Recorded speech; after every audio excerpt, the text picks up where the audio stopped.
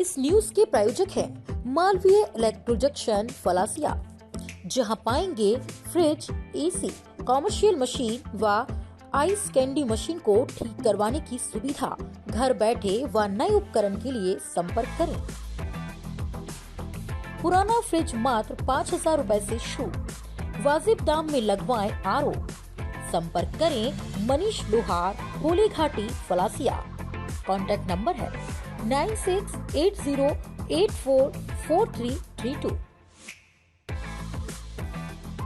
नमस्कार, मैं अपूर्वा, आप देख रहे हैं न्यूज राजस्थान 24। आइए नजर डालते हैं आज की कुछ खास खबर की ओर। आज गोगुंदा में देवास तृतीय चतुर्थ परियोजना के शिलान्यास कार्यक्रम में राजस्थान के मुख्यमंत्री भजनलाल शर्मा, असम के राज्यपाल गुलाब चंद कटारिया सहित भाजपा प्रदेश अध्यक्ष व मंत्रीगण गोगुंदा स्थित बस स्टैंड पर आयोजित सभा में पहुंचे। इस दौरान सभी नेतागण मेवाड़ कॉम्प्लेक्स स्थित नीलकंठ महादेव के दर्शन किए, साथ ही महाराणा प्रताप की प्रतिमा पर पुष्पांजलि अर्पित की। तत्पश्चात सभा स्थल पहुंचे, जहां स्थानीय नेताओं ने बारी बारी से सीएम भजनलाल शर्मा और राज्यपाल कटारिया का स्वागत किया। आइए देखते हैं सीएम भजनलाल शर्मा ने क्या कहा। करने के लिए हम देवास की तृतीय और चतुर्थ परियोजना की आज शुरुआत कर रहे हैं। देवास तृतीय परियोजना के तहत गोगुंदा तहसील के नथिया थाल गांव के निकट 703 एमसीएफटी क्षमता के देवास तृतीय बांध का निर्माण कराया जाएगा। इससे 11.04 लंबी सुरंग का निर्माण कर देवास द्वितीय अकोदड़ा बांध में जल अपरिवर्तन किया जाएगा। अकोदड़ा बांध और सुरंग से उदयपुर की पिछोला झील से जल अपरिवर्तन होगा।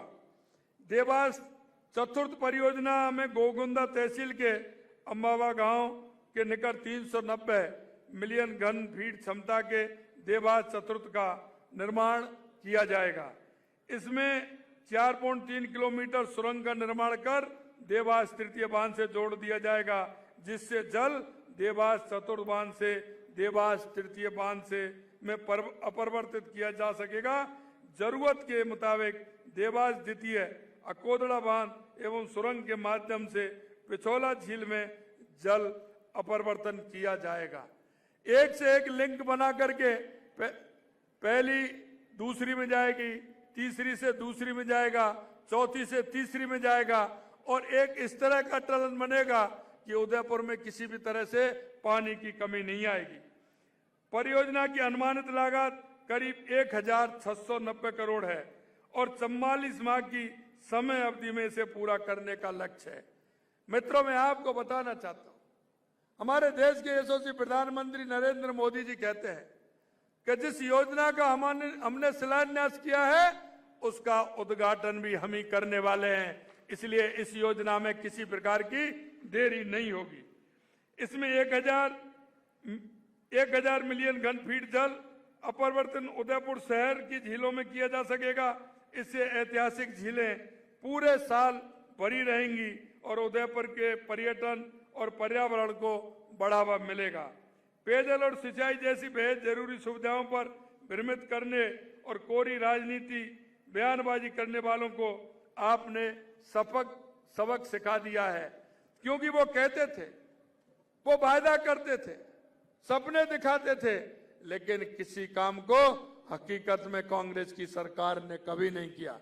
मित्रों, हम आपसे कहना चाहते हैं, हमने जो आपसे वायदा किया है और जो वायदा हमने आपके हमारे संकल्प पत्र में हमने लिया है, हम आपसे कहना चाहते हैं, हम समयबद्ध तरीके से एक एक वायदे को आपके बीच में पूरा करेंगे।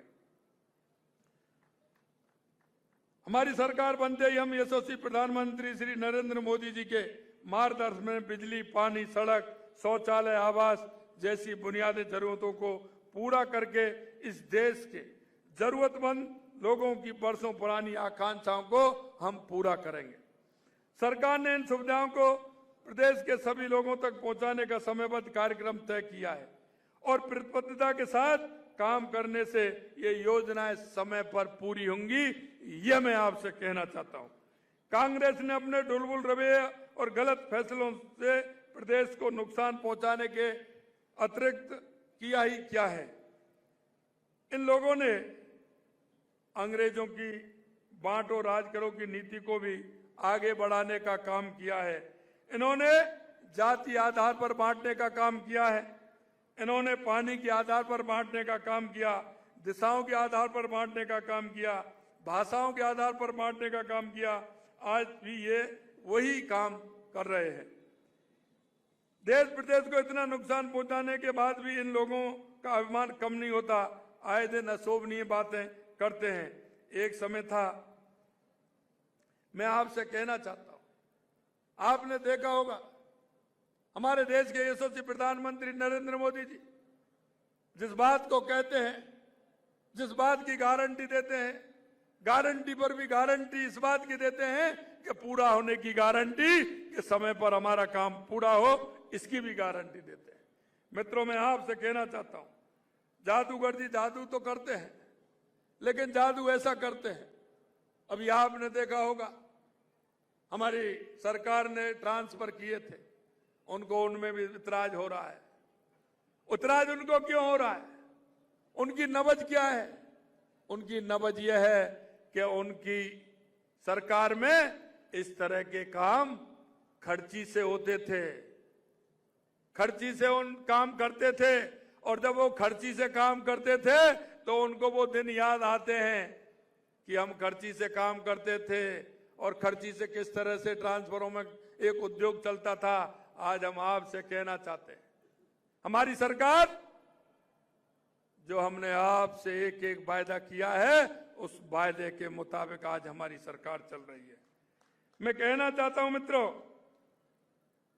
आपने देखा होगा हमने जहां जहां आवश्यकता थी, हमने हर विधायक को आते ही सबसे पहले कहा था कि आपके विधायक क्षेत्र में कहीं भी आपकी विधानसभा में इस तरह की अगर रोड हो, जहां जाने में परेशानी हो, किसी प्रकार की दिक्कत हो, तो आते ही हमने 5-5 करोड़ सभी विधायकों को आवंटित किया कि ऐसे रास्ते नहीं होने चाहिए जहां आने जाने में परेशानी हो। क्योंकि जोधपुर के अंदर आपने चुनाव से पहले देखा होगा 10 किलोमीटर का रास्ता था,